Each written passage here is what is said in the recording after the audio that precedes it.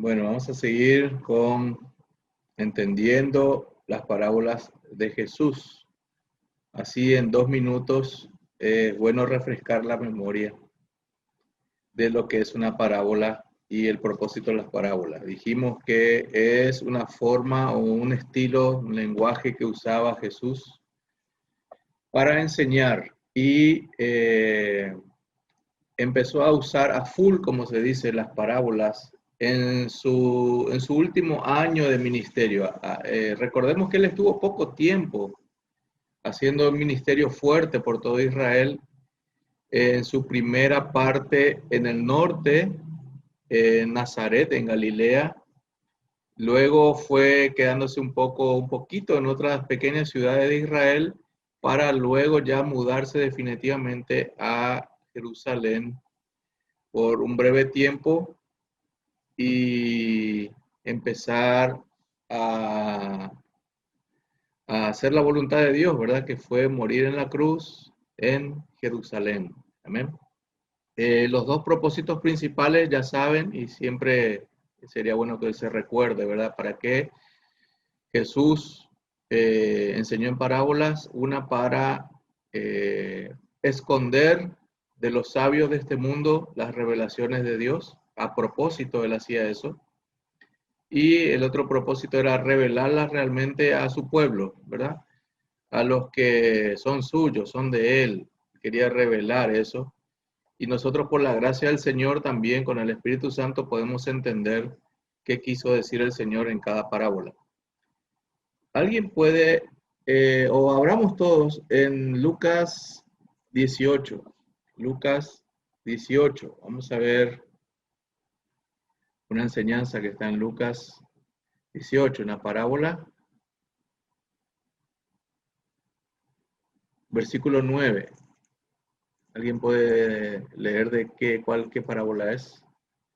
De la viuda insistente. Versículo 9. Parábola del fariseo y el publicano. Sí, hoy vamos a ver la parábola del fariseo y el publicano.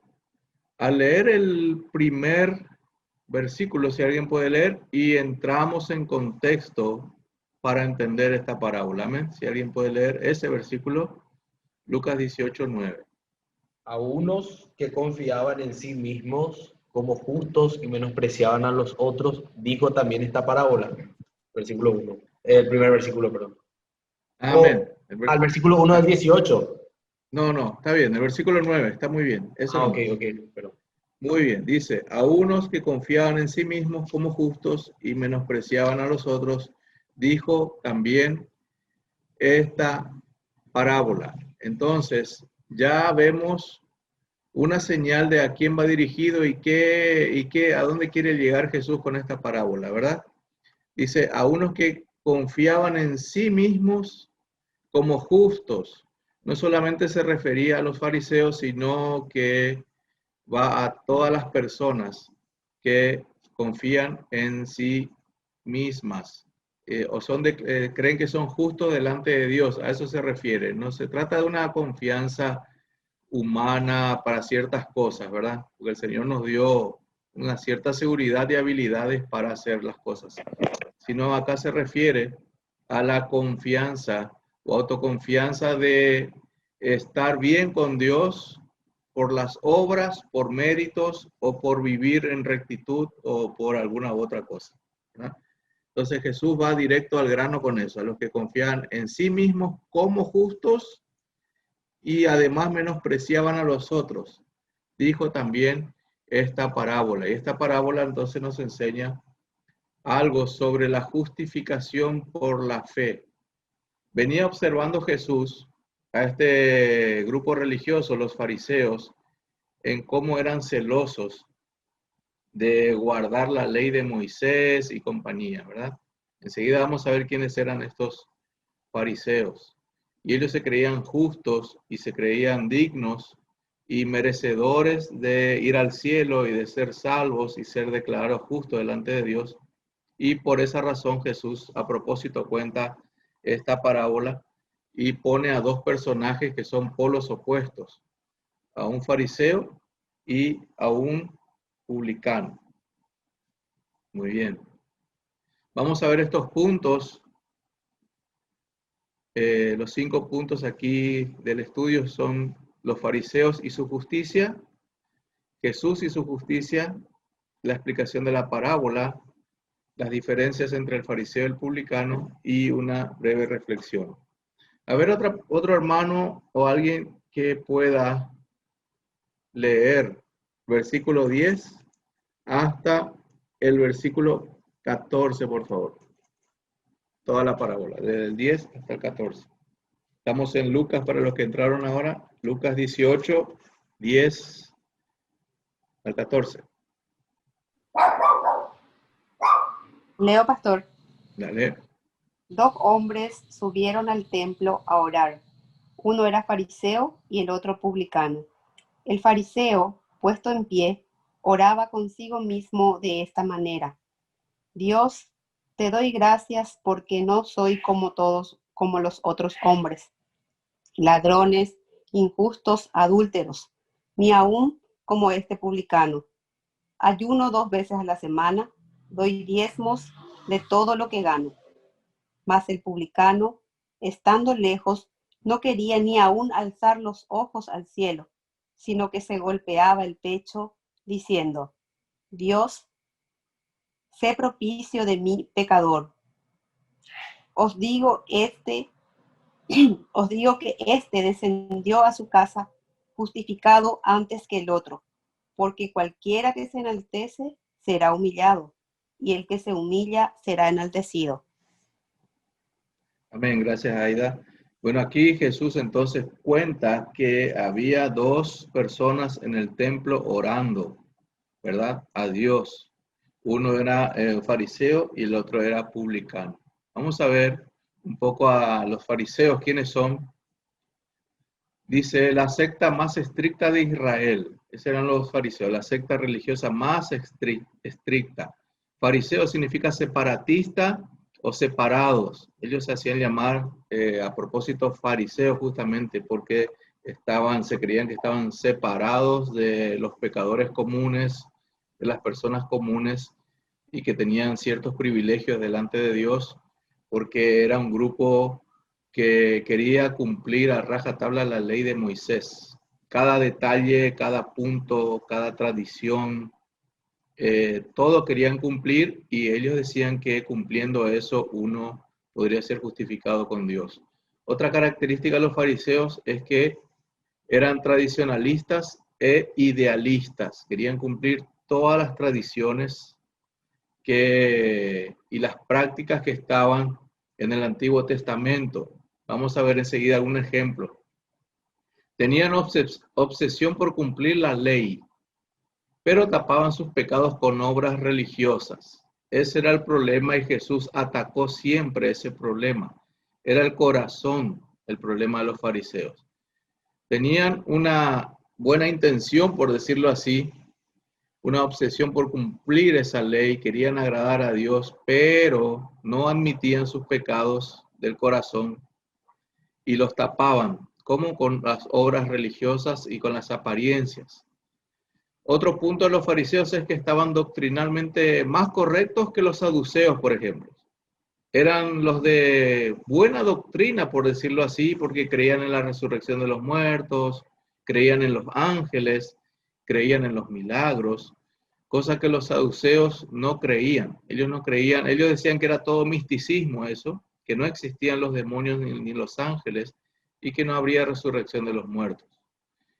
Y no eran extremistas los fariseos, así como los celotes. Si ustedes pueden ver en la Biblia, hay grupos, había facciones en Israel que se armaron durante el Imperio Romano justamente para eso, para tratar de combatir al Imperio Romano. Los celotes eran personas guerreras, revolucionarias, querían matar a los soldados del Imperio Romano. Entonces los fariseos se diferenciaban de los saduceos y de los celotes. ¿Alguien puede leer Mateo 23:23? Vemos un ejemplo de cuán celosos aparentemente eran de la ley. Mateo 23, 23. ¿Nadie tiene? Hay de vosotros, escribas y fariseos hipócritas, porque diezmáis la menta y el eneldo y el comino, y dejáis lo más importante de la ley, la justicia, la misericordia y la fe. Esto era necesario hacer sin dejar de hacer aquello. Ahí está. Colar el mosquito, dice una parte, ¿verdad? Ellos cuelan el mosquito. Los judíos tenían por inmundo al mosquito, y que si un mosquito no podía bajar en una comida santificada, un bicho no podía, como el mosquito no podía ensuciar el plato donde estaban comiendo porque era inmundo cuando tocaba el mosquito en el plato. Entonces ellos eran puntillosos a la hora de comer, de que no haya ningún bicho en el templo, ningún mosquito siquiera. Todo eso está bien, dijo Jesús, pero la parte de la gracia ustedes no la hacen porque no pueden. ¿Cuál es? Hacer misericordia, amar la justicia. Entonces, ese es un ejemplo de cómo ellos eran puntillosos en cumplir la ley, pero ellos estaban equivocados en el concepto de la justificación. Ellos pensaban que haciendo eso estaban justificados delante del Señor. ¿Alguien tiene alguna consulta o agregar algo más sobre los fariseos?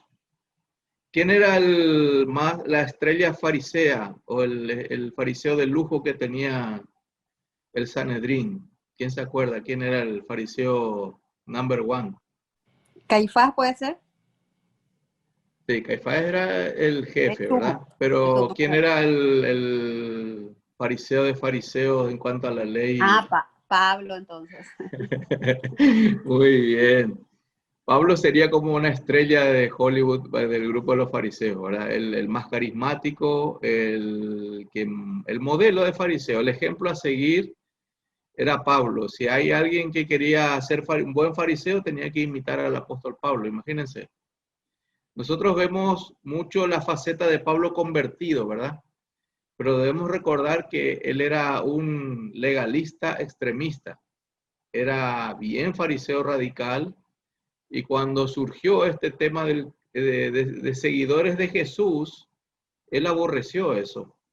Él, pensando que estaba siendo celoso y obediente a Dios, empezó a perseguir a los cristianos. ¿Se acuerdan? Por eso en Hechos 9 Jesús le dice: Saulo, Saulo, ¿por qué me persigues?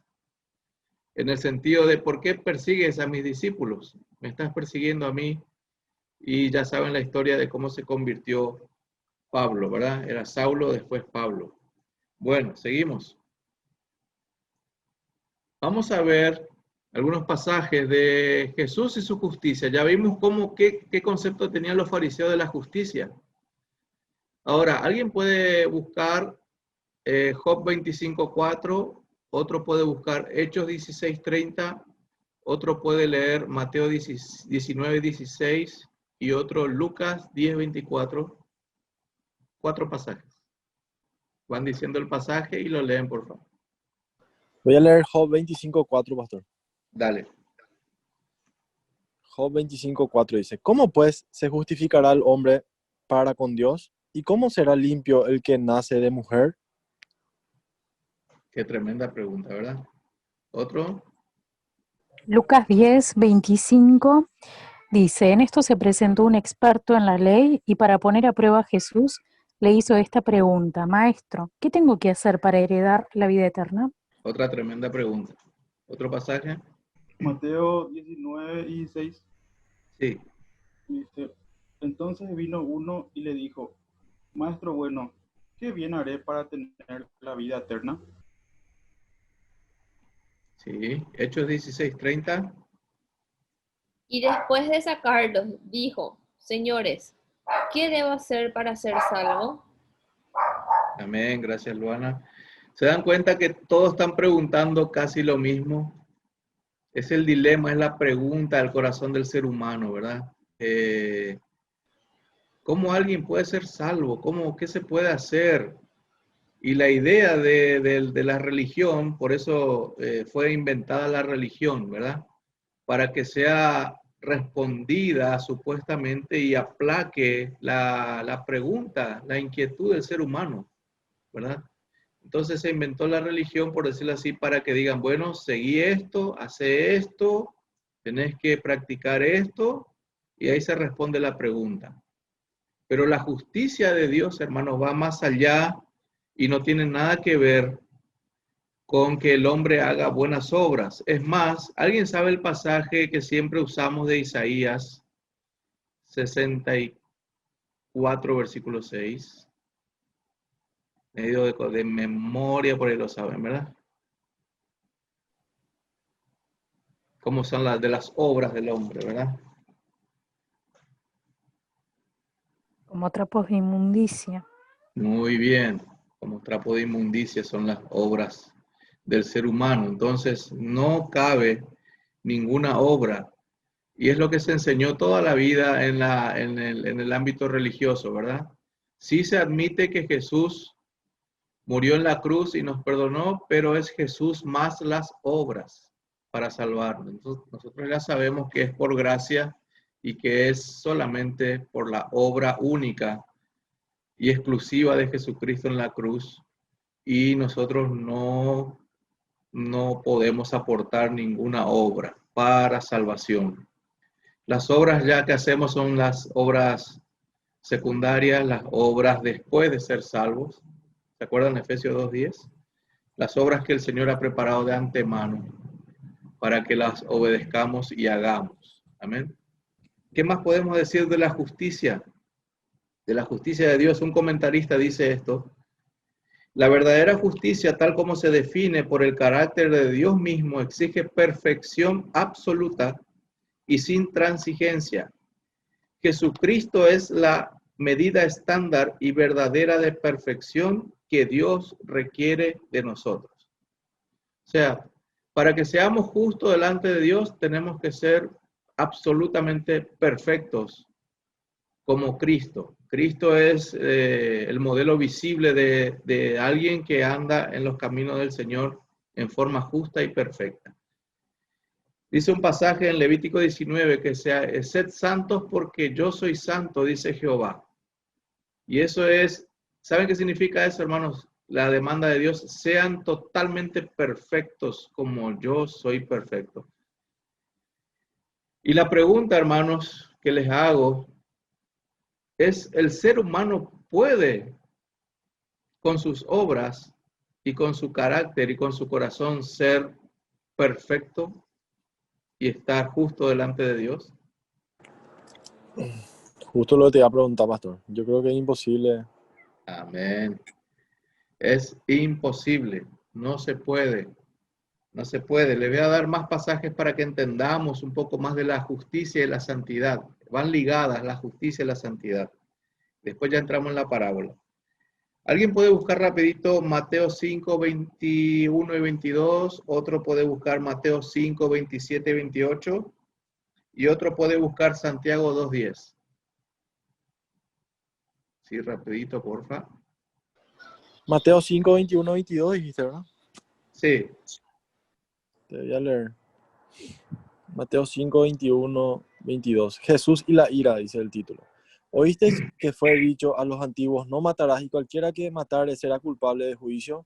Pero yo os digo que cualquiera que se enoje contra su hermano será culpable de juicio, y cualquiera que diga necio a su hermano será culpable ante el concilio, y cualquiera que diga fatuo quedará expuesto al infierno de fuego. Amén, gracias, Kevin. ¿Se dan cuenta, hermanos? Nosotros pensamos que un asesino es alguien que agarra un revólver y le mata a alguien, ¿no? Un cuchillo, ¿verdad? Ahora, desde el punto de vista de Dios, alguien que odia en su corazón a otra persona ya es asesino y no puede ir al cielo por ya odiar o aborrecer o no quererle a alguien. Imagínense, hermanos, el nivel y el estándar de santidad que hay que tener delante de Dios. Mateo 5, 27, 28. Jesús y el adulterio. Dice, oíste que fue dicho, no cometerás adulterio, pero yo os digo que cualquiera que mira a una mujer para codiciarla, ya adulteró con ella en su corazón. Amén. ¿Se dan cuenta? Adulterio para Jesús no es alguien que comete un acto físico, sexual con otra persona que no sea su esposo o esposa, sino el que ya lo piensa en su corazón. En su corazón. Imagínense, hermanos. Y Santiago 2:10. Porque el que cumple con toda la ley, pero falla en un solo punto, ya es culpable de haberla quebrantado toda.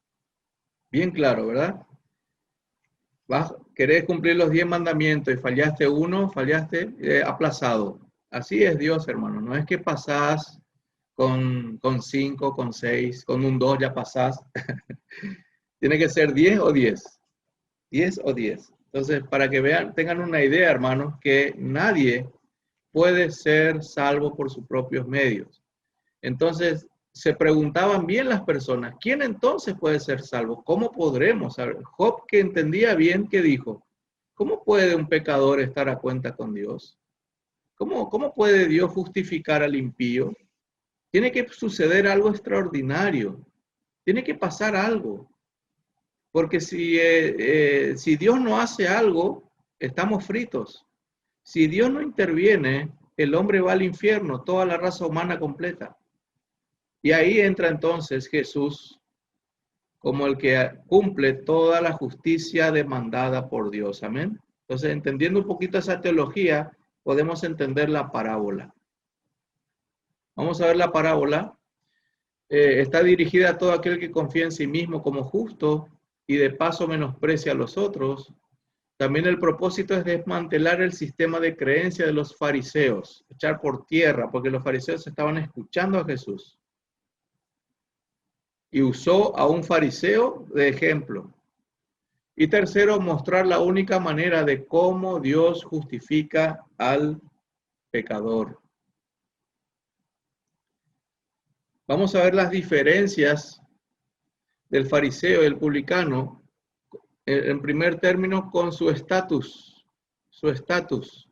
¿Qué posición tenía en la sociedad un fariseo y un publicano? El fariseo era un privilegiado social. La gente le respetaba por ser fariseo. Las personas creían que ellos tenían comunión con Dios y Dios le quería mucho a los fariseos y tenían una comunión especial y eran privilegiados, eran los que practicaban la ley de Dios, eran los que podían entrar en el altar del templo, entrar hasta dentro del templo de Jerusalén. Acuérdense que el templo de Jerusalén tenía 3 patios y ellos podían entrar bien adentro en un lugar privilegiado para adorar, para orar, para lo que sea. El publicano era un renegado y un delincuente social. ¿Por qué, hermanos? Porque un publicano era recaudador de impuestos. Ellos hacían arreglos con Roma, con el Imperio Romano. O sea, ¿conocen la franquicia? ¿Escucharon alguna vez? Ellos compraban una franquicia. Ya existía ese tipo de franquicia en esa época.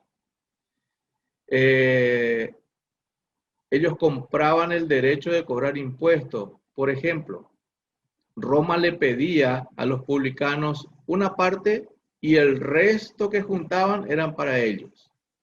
Vamos a suponer que el Imperio Romano quería, qué sé yo, $1,000 mensual de cada publicano. Y el resto es para los publicanos. Entonces los publicanos, siendo judíos de sangre y todo eso, era como traidores, ¿no es cierto?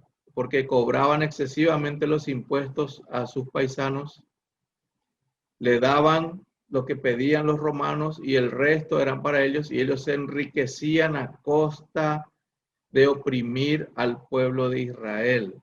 Por eso no eran bienvenidos en ningún lugar los publicanos. No podían entrar en el templo, no podían participar con la sociedad en las plazas, no podían, eran menospreciados, nadie les quería a los publicanos.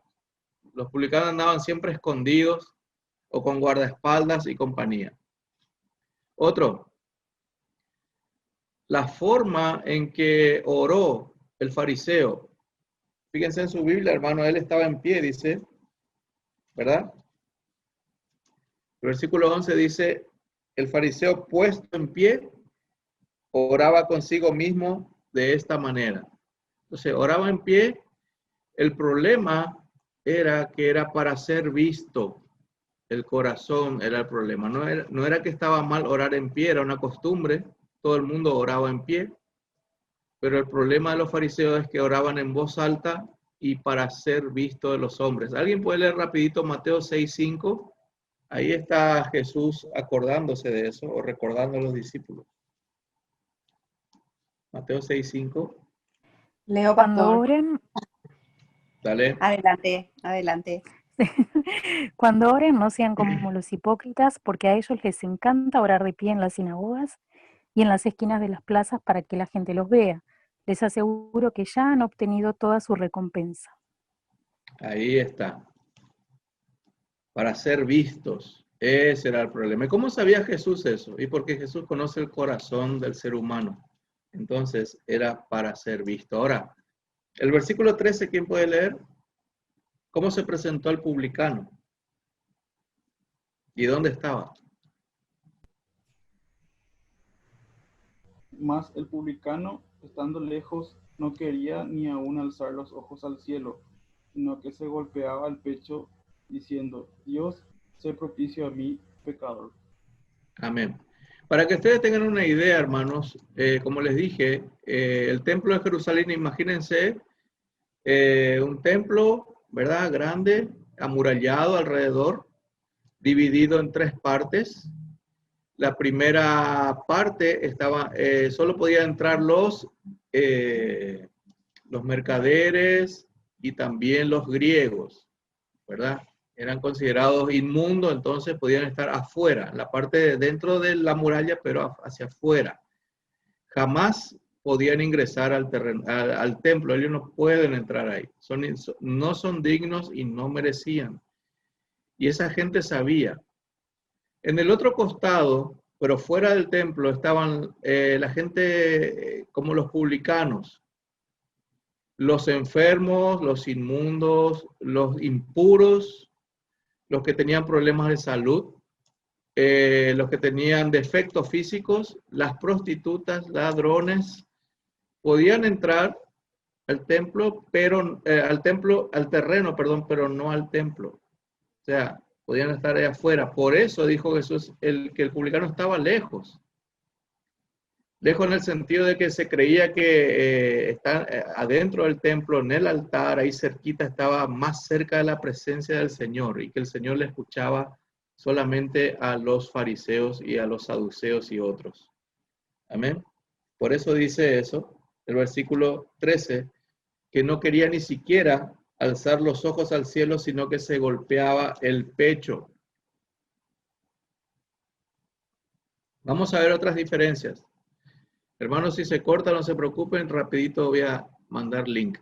Bueno, oraba consigo mismo, oraba religiosamente, no pidió o no pide gracia en la parábola. Fíjense que él no pide gracia. Vamos a ver cómo oró. No pide perdón, este fariseo no pide misericordia, ni siquiera pide ayuda a Dios, sino que le recordó a Dios todos sus méritos. ¿Alguien puede leer cómo oró el fariseo? Versículo 11 y 12. El fariseo se puso a orar consigo mismo. Oh Dios, te doy gracias porque no soy como otros hombres, ladrones, malhechores, adúlteros, ni mucho menos como ese recaudador de impuestos. Ayuno 2 veces a la semana y doy la 10ª parte de todo lo que recibo. Qué oración humilde, ¿verdad? Todo el currículum que tenía el fariseo se lo dijo a Dios para que esté justificado delante de él. Ahora miren aquí la oración del publicano. Fue una oración corta, sincera, hubo una súplica genuina y urgente por misericordia, oró avergonzado de todo lo que era y hacía. ¿Alguien puede leer el versículo 13? Pero el recaudador de impuestos, de pie y a cierta distancia, no quería ni siquiera alzar los ojos al cielo, sino que se golpeaba el pecho diciendo: Dios, ten piedad de mí, pecador. Amén. Esa es la oración de alguien que quiere ser salvo, hermanos, de verdad, sincera, ¿verdad? Un ejemplo de oración a seguir. Aquí la palabra propicio sé propicio a mí, tenemos que atender, hermanos. Fíjense en el versículo 13, la última parte, sé propicio a mí. Pueden anotarlo, el significado de este sé propicio. ¿Saben qué significa este sé propicio? ¿Qué está queriendo decir el publicano a Dios? Señor, aplaca tu ira que está sobre mí. Señor, hace algo para que tu enojo que me lleva al infierno no me alcance. Sé propicio, eso significa ser propicio. No le está pidiendo disculpas solamente o perdón o que le libere que le perdone Dios solamente, sino que sinceramente está pidiendo que el infierno que merece se lo quite, que esa condena, él sabe y acepta que tiene que ir al infierno y le está pidiendo por favor que esa ira que tiene contra él se la quite. Sé propicio. ¿Y el propiciador quién fue? Dios, ¿a quién propició? ¿A quién puso como propiciación? A Jesús. Amén. Ahí entendemos un poco lo que es la propiciación. La ira, entonces, en vez del publicano, fue descargada en Cristo Jesús. ¿Se dan cuenta? No fue gratis la salvación, hermanos. Alguien pagó y Cristo pagó por nosotros. Otra diferencia, que el fariseo pensaba que podía estar bien con Dios haciendo buenas obras. Ahora para el publicano estaba claro en él que no tenía y podía dar nada a Dios por sus pecados, y ya conocemos este pasaje, porque todas las obras que haga son como trapos de inmundicia. Entonces vemos cómo terminó versículo 14. ¿Alguien puede leer? Os digo que éste descendió a su casa justificado, pero aquel no, porque todo el que se ensalza será humillado, pero el que se humilla será exaltado. Ahora vamos con la reflexión. Vamos a detenernos en Lucas 18, 14. Lucas 18, 14. Te voy a leer, creo que Luana ya leyó, pero les repito, os digo que éste descendió a su casa justificado. Fíjense, hermanos, algunas cositas que, por ejemplo, si descubren o van viendo y me van diciendo, ¿qué cosas vieron ustedes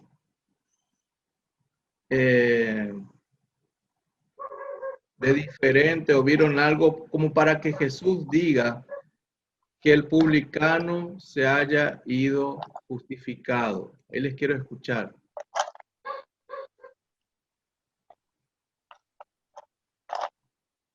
¿Por qué dijo Jesús eso? Sí, solamente hicieron oraciones. Solamente hicieron oraciones. Y Jesús sabía la vida de los dos.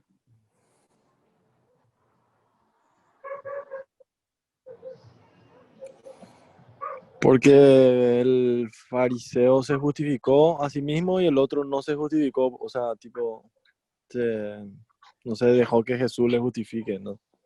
O sea, no Jesús en ese caso, pero tipo, él no se justificó delante de Dios, asumió su naturaleza pecaminosa y dejó que tipo Dios sea el que decida, ¿verdad? Eso. Amén. A ver si ven cosas ahí, denle una mirada. Y yo, por ejemplo, vi algo interesante. Vi. El publicano salió del templo y nadie le dijo que está justificado. Se fue nomás a su casa. Solo Jesús en la parábola dijo, ¿a qué este de la historia se fue justificado? Pero en el templo nadie le avisó, hermanos.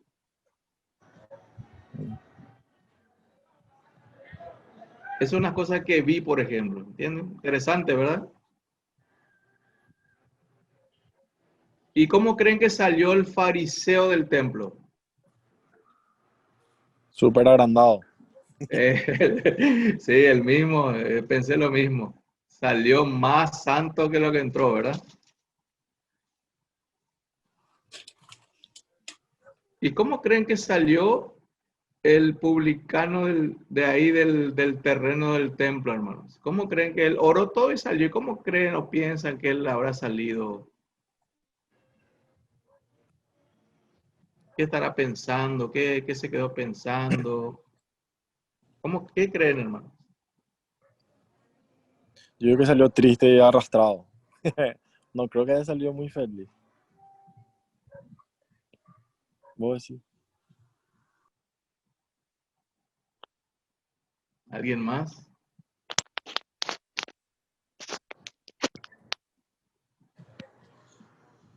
O vos sí que dejó su carga en la iglesia y salió más liviano. Sí, fíjense, hermanos, que solamente quiero saber su opinión, ¿verdad? No sé si ustedes se identifican con el fariseo o el publicano.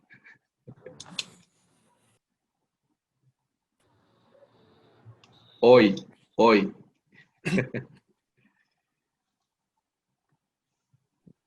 Con el publicano. Publicano, ¿verdad? Entonces creo que uno saldría como con un poco de esperanza, ¿verdad? De que no le escondió nada al Señor, ¿verdad? O sea, no hay nada que esconder. Por lo menos salió transparente o honesto delante del Señor, ¿verdad? Entonces podemos aprender.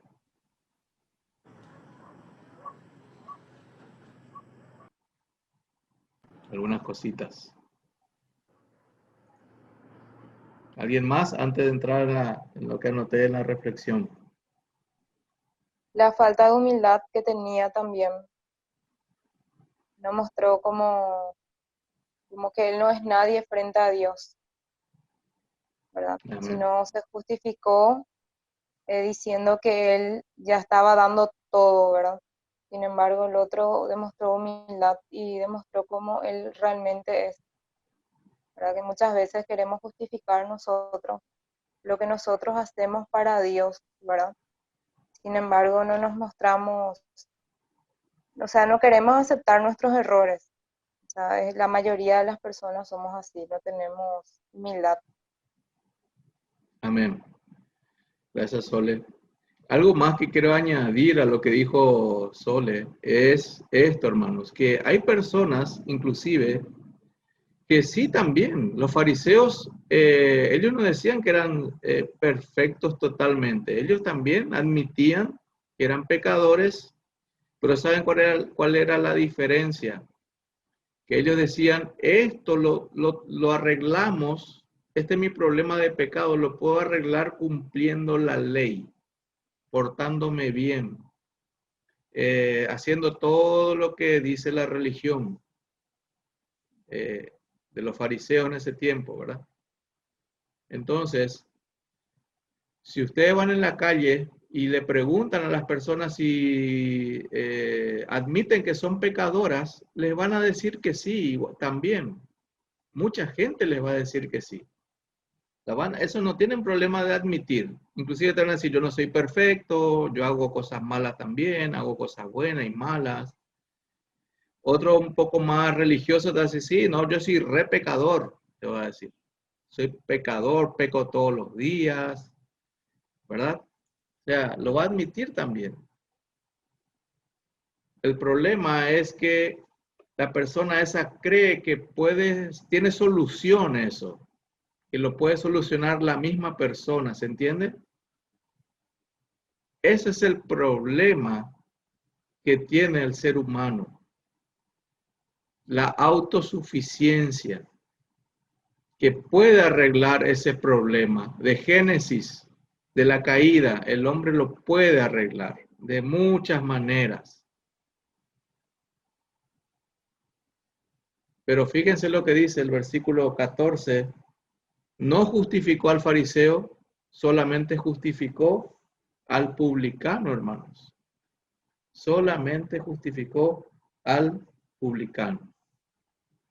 Y dice, porque cualquiera que se enaltece, una de las formas de enaltecerse, hermanos, es justamente eso, queriendo decir en su corazón, yo tengo la solución para mi salvación, haciendo las buenas obras.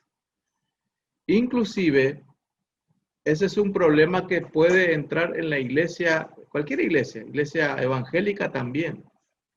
Si la justificación no está bien enseñada, si el evangelio no está bien explicado, hasta la iglesia evangélica puede caer en ese error. Puede decir, aceptamos a Jesús como Salvador, pero hay que mantener la salvación con las obras. Porque si no, el Señor puede quitarme otra vez mi salvación. ¿Algún comentario con eso?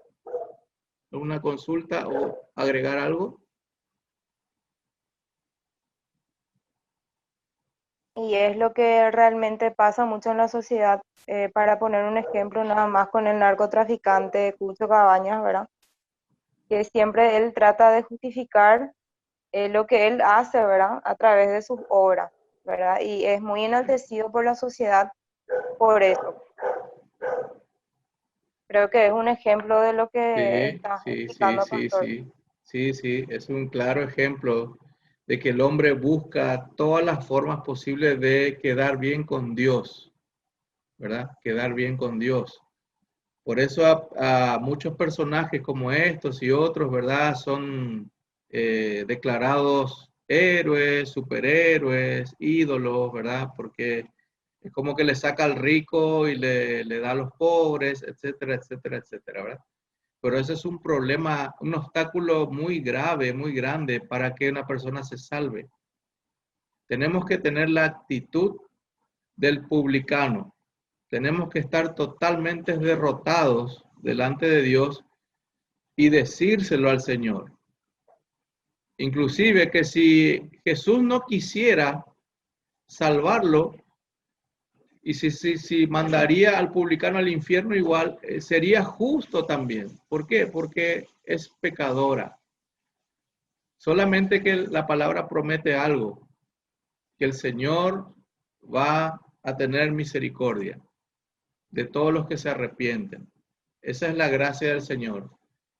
Dice la Biblia que el que se acerca a Él no será avergonzado. Qué tremendo, ¿verdad? Esa es la esperanza que tiene cualquier pecador. Cualquier pecador. Sea el mayor de los pecadores, el último, el campeón de los pecadores, se arrepiente y se muere, en el instante está con Jesús en el paraíso, dice la Biblia, ¿verdad? Está con Él. Entonces, esa es una gran esperanza para el ser humano, pero el error es lo otro, ¿verdad? Pensar que con buenas obras podemos estar bien con Dios. ¿Se entiende esa parte de la justificación, hermanos? Si hay algo que deben saber los creyentes en las iglesias, es la teología de la justificación. La teología de la justificación es lo que se debe enseñar constantemente. ¿Saben por qué, hermanos? Porque nuestro corazón es engañoso y tarde o temprano vamos a creernos algo. Siempre tenemos esa lucha. Siempre vamos a tener un pequeño deseo de gloria o de un pequeño deseo de ser aplaudidos y compañía, ¿verdad? De tener méritos. Entonces siempre tenemos que enseñar la justificación y que solo el Señor puede salvarnos. Vamos a ver, hermanos, que toda la teología de la justificación está en esta parábola. Número 1, un decreto forense. ¿Quién puede leer otra vez el versículo 14, la primera parte, hasta donde dice justificado? Os digo que éste descendió a su casa justificado. Amén. Jesús, hermanos, le decretó salvo ya. Es un decreto judicial, forense.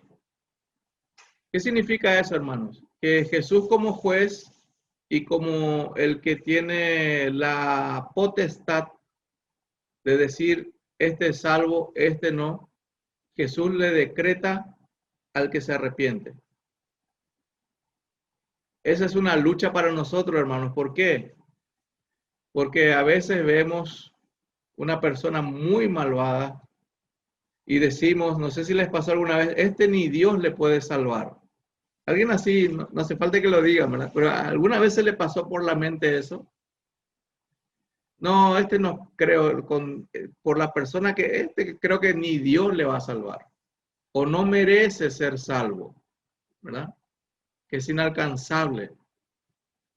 Pero Jesús puede decretar salvación al que se arrepiente. Es automático, en el instante. No debe probar la persona que merece salvación. La persona no debe hacer un requisito largo para entrar en el cielo. No debe cumplir algunas cosas. Tiene que arrepentirse de sus pecados y será salvo.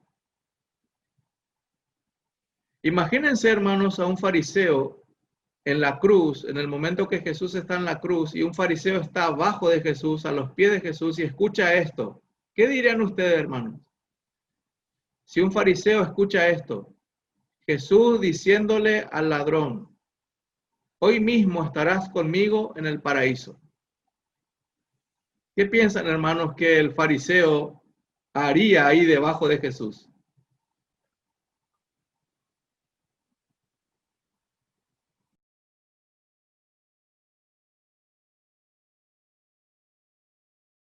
Se hubiera rasgado las vestiduras.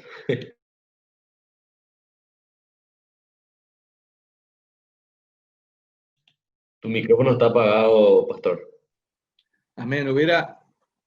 Se hubiera rasgado la vestidura, se hubiera agarrado la cabeza, hubiera hecho, este hombre está loco, hasta en la cruz está loco. O sea, este Jesús es incurable, ¿verdad? No puede ser, qué tontería que dice. Yo soy fariseo y estoy años tratando de cumplir la ley de Moisés. Yo estoy años leyendo la teología, estudiando todo, y no está mal, ¿eh? No está mal eso. Pero estoy tratando con todas mis fuerzas ser santo todos los días. Y Jesús le dice a este ladrón de la nada, hoy mismo estarás conmigo en el paraíso. Eso es justificación, hermanos. Amén. Eso es justificación. La justicia de Dios es imputada, la justicia de Cristo es imputada al pecador. Porque el hombre no puede autojustificarse, no puede, es imposible. Él no puede ser justo con nada delante de Dios. Nada de lo que haga o piense, diga, Dios le va a declarar justo, nunca, jamás. Ahí se dan cuenta el pecado, qué daño que hizo el pecado, hermanos. Qué daño, qué separación tan grande que hizo el pecado entre Dios y los hombres. Por eso Jesús vino y ¿qué hizo? Reconcilió a Dios con los hombres. Qué tremendo, ¿verdad? Segundo, fíjense que dice aquí que la justificación es solo por fe. Solo por fe. Por muchos años las religiones más cercanas a la Biblia enseñaron que es por Jesús y por obras. Está bien ser salvos, pero hay que hacer obras. Si uno para de hacer obras, puede perder la salvación. O puede enojarse Dios y quitarte la salvación. Pero eso no dice la justificación. Ese no es el espíritu de la justificación. Yo soy justificado solo por fe, porque de mi parte yo no puedo hacer nada. Entonces tengo que arrepentirme y creer en el Evangelio y seré salvo. Amén. Entonces, ¿qué hacen las iglesias como las de los fariseos o esa religión? Siempre amenaza a las personas. Jaque, cuídate, sé santo, pórtate bien todo el tiempo. Pero yo soy salvo y en gratitud a Dios voy a vivir como Él desea que uno viva. Voy a vivir como dice la Biblia, pero en gratitud. Amén. Voy a que el Señor me ayude a honrarle, a amarle, a darle gracias con mi vida de lo que Él hizo por mí. Esa es la otra enseñanza. Y tercero, que es una justicia imputada al pecador. ¿Por qué? Porque el hombre no tiene nada para darle a Dios. En cambio, Dios le da la justicia de Cristo. ¿Qué significa esto, hermanos, en términos más sencillos? Para que se entienda. Dios castigó a Jesús como si fuéramos nosotros. Y Dios nos trata a nosotros como si fuéramos Jesús. Qué tremendo, ¿verdad? Hubo un intercambio. Dios trató a Jesús como un pecador y lo castigó duramente. Toda la ira de Dios fue sobre Jesús y pasó de todo, ¿se acuerdan? Pasó de todo. Dios se separó de Jesús, por decirlo así, fue abandonado por Dios. Hubo tinieblas a esa hora. De todo pasó. Fue humillado Jesús, golpeado, lastimado, etcétera, etcétera, etcétera. Todo lo que yo merecía recibir. En cambio, Dios me da a mí lo que le tendría que dar a Jesús, ¿verdad? Paz, amor, misericordia, perdón, bondad, etcétera, etcétera, etcétera. Esa es la enseñanza, hermanos, de esta parábola. De cómo Dios lleva al cielo a las personas. Con un ejemplo de dos pecadores. El fariseo era pecador y el publicano era pecador. Solamente que el fariseo creía que podía ir al cielo arreglando, haciendo obras. En cambio, el publicano entró al templo sin esperanzas. Entró ahí derrotado y diciendo, ni con obras, ni con nada, no merezco. Yo sé todo lo que hago, yo sé quién soy digno de muerte. Solamente te pido, Señor, que tu ira no venga sobre mí. Es lo único que pidió, hermanos. Por favor, Dios, tu ira no venga sobre mí. Y eso le salvó, hermanos. Eso salvó al publicano. Amén. ¿Alguien quiere agregar algo, comentar algo, preguntar algo? Pastor, quiero agregar tres cosas. Uno, leer el versículo que se encuentra, bueno, el pasaje que se encuentra en Romanos capítulo 4 y específicamente el versículo 16, que se relaciona con el segundo punto, es solo por fe. Y dice, por tanto, es por fe para que sea por gracia, a fin de que la promesa sea firme para toda su descendencia, no solamente para la que es de la ley, sino también para la que es de la fe de Abraham, el cual es padre de todos nosotros. Aquí, si bien el apóstol Pablo estaba hablando acerca de que nosotros, por decir así, somos hijos de Abraham en la fe, pero hay algo interesante que llamó mi atención en este versículo y que se relaciona con un comentario de John MacArthur, en donde decía que si nosotros tuviéramos por lo menos una obra que nos haga salvos juntos con la fe, ya no sería por gracia. ¿Por qué? Porque sería una deuda ya de Dios hacia nosotros. O sea, si yo hago algo, ya no es por gracia, porque yo ya me merezco. Entonces ya es como si fuera una deuda de Dios hacia nosotros. Dios ya nos debe algo a nosotros porque nosotros hicimos algo. Eso en primer lugar. También en Romanos capítulo 5, versículos 1 y 2, dice, justificados pues por la fe tenemos paz con Dios por medio de nuestro Señor Jesucristo, por quien también tenemos entrada por la fe a esta gracia, en la cual estamos firmes y nos gloriamos en la esperanza de la gloria de Dios. En este versículo 2, por ejemplo, en la NTV, dice, tenemos acceso por la fe a esta gracia inmerecida. Nosotros no nos merecíamos esta gracia, pero por medio de Jesucristo y por medio de la fe lo podemos tener.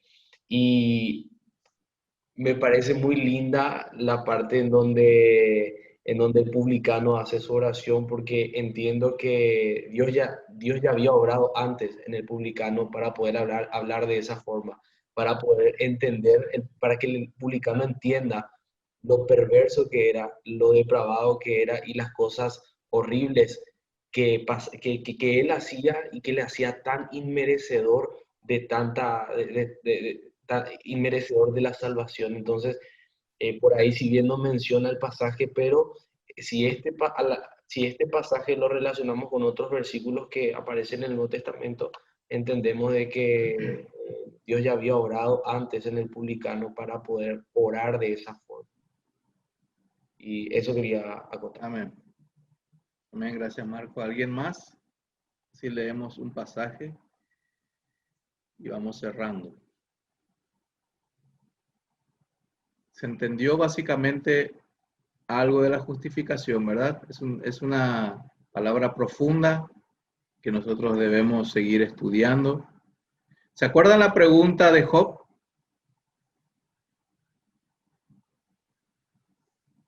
Al principio vimos, ¿verdad? ¿Quién puede ser salvo? ¿Cómo Dios puede justificar al pecador, verdad? Por medio de la justicia de Cristo. Amén. Hay algo por último. En el versículo 14, quería recordarles, nomás estuve buscando la palabra enaltece, enaltecido. Pueden anotarlo o recordarlo. Tiene un sinónimo en griego que significa justificado, justificado. Entonces, si leemos, en vez de enaltece, leemos justificado, quedaría así. Os digo que este descendió a su casa justificado antes que el otro, porque cualquiera que se justifica será humillado, y el que se humilla será justificado. ¿Ven? Y les voy a leer, hermanos, Tito 3, versículo 4, versículo 7, y cerramos. Amén.